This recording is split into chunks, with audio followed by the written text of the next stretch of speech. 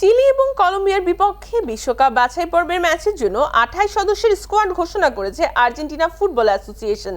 প্রায় এক যুগ পরেই প্রথমবারের মতো আর্জেন্টাইন স্কোয়াডে নেই লিওনেল মেসি ও অ্যাঞ্জেল ডি মারিয়া। ঘরের মাঠ বুয়েন্স আয়ার্সে আগামী 5 সেপ্টেম্বর চিলির মুখোমুখি হবে বর্তমান বিশ্ব চ্যাম্পিয়নরা। 2026 বিশ্বকাপ বাছাই পর্বে অ্যালবিসেলেস্তাদের সপ্তম ম্যাচ এটি।